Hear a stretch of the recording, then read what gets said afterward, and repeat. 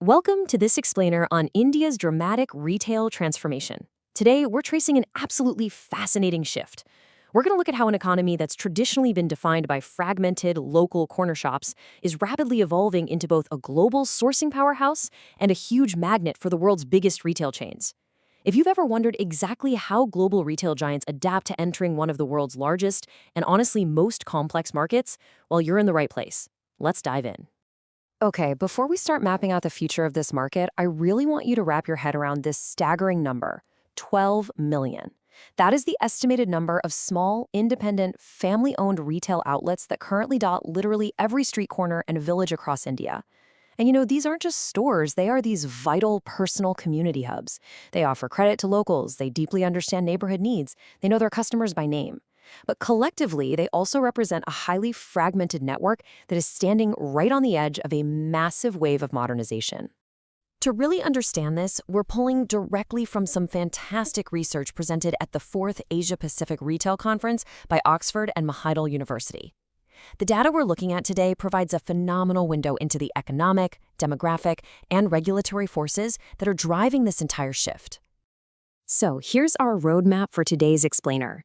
We'll start with the global retail imbalance, look at what's fueling India's consumer boom, discuss the rise of hypermarkets, see how brands navigate tricky entry regulations, and finally, look at how local suppliers are integrating into global chains. All right, part 1, the global retail imbalance. Let's kick things off by looking at where India currently stands on the global stage compared to established market leaders.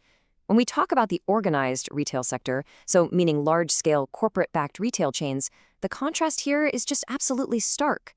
The United States sits way up at an 80% organized retail share. China's at about 20%. But India's organized sector? It's a mere 3%. Just 3%. What you should really take away from this is the sheer untapped scale of future opportunity. I mean, if organized retail just triples its market share there, it could generate millions of new jobs. The runway for growth here is practically unmatched anywhere else in the world. Moving on to part 2, fueling India's consumer boom. So what exactly is driving this sudden, massive shift toward modern, organized retailing? Well, just look at the economic leap. For the first 30 years after independence, India's historic per capita income growth was pretty sluggish, sitting at about 1.5%. But recent structural shifts have driven a rapid jump to a 6.4% income growth rate. And when you combine that with a massive 300 million strong middle class that suddenly has disposable income to spend on lifestyle and conspicuous consumption, well, urban consumer preferences fundamentally change. People simply have higher purchasing power and elevated aspirations now. And then we have to layer in the demographics, which are just wild. The median age in India is just 27 years old.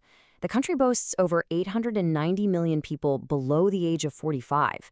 This is a highly aspirational, very young population that is increasingly demanding the convenience, the high quality, and that unified everything-under-one-roof shopping experience that modern retail provides. Sure, they want good prices, but they also really want the overall modern shopping experience. Which brings us to Section 3, the rise of hypermarkets. To meet these skyrocketing expectations from a young, increasingly wealthy demographic, the physical landscape of Indian retail has had to evolve drastically. For decades, it was pretty much just those traditional family shops we talked about earlier. Then, in the late 1990s, we saw this kind of experimentation phase with early department stores. But the real game changer was the projection for 2010. The market was projected to absorb over 1,000 hypermarkets. And here's why that specific format works. Indian consumers, actually very much like Chinese consumers, strongly prefer fresh produce and historically have had limited home refrigeration. Because of that, these massive hypermarkets need to be centrally located right within city limits to accommodate frequent, sometimes daily shopping trips. All right, part 4, navigating market entry regulations. Now, you might be thinking, great, the market is huge, everyone should just move in. But tapping into this hypermarket growth isn't a simple parachute in and open the doors scenario for global giants. The Indian government has historically kept the sector highly regulated to protect those local businesses and farmers. So the rules of the game are highly specific. As of 2006, 100% foreign direct investment, or FDI, is allowed in wholesale cash and carry operations, and 51% FDI is allowed in single brand retail. So think of a brand like Nike selling only Nike gear. But for massive, multi-product retailers, that requires navigating some serious strategic hurdles. So, to successfully navigate these multi-product loopholes, global brands have had to get really creative. Basically, they formed joint ventures with established local Indian powerhouses. For instance, Walmart partnered with the Bharti Group, which is a major telecom enterprise in India, to run its stores. In that deal, Walmart provides the heavy lifting with logistics and the supply chain backbone, while Bharti actually owns the retail shops under a franchise model. Similarly, Woolworths teamed up with the Tata Group. It's a really fascinating symbiotic relationship driven entirely by regulatory necessity. And finally, Section 5, integrating into global chains. Here is a totally vital piece of the puzzle. These global retailers aren't just looking at India as a place to sell their stuff. They are fundamentally transforming how they source products from Indian suppliers for the rest of the world. Global giants rely heavily on localized sourcing hubs. A brilliant example of this is the UK retail giant Tesco. They source a massive 40% of all their Indian knitwear exclusively from one southern hub called Tirupur. To put that into perspective, over 4 million vests and t-shirts sold in Tesco stores globally every single year are made right there in that one hub. But to actually meet the incredibly strict global supply chain standards of these massive retailers, local suppliers are having to level up their own operations drastically. A really cool example from the research is Suhashi's Diamonds, a supplier for Walmart. They couldn't just rely on their old methods, right? So they implemented this rigorous 3-tier quality control system. Step 1, interdepartmental checks during work in progress. Step 2, a centralized finished goods check. And Step 3, an entirely independent team checking the consignment before it's dispatched. They even built a product development team of over 100 professionals, churning out 500 new designs a month just to keep up with the demand. We're seeing incredible technological leaps too. Take local manufacturer LinkPen. They partnered with the Japanese tech firm Mitsubishi Pencil Company to completely upgrade their Indian factories in Goa and Kolkata.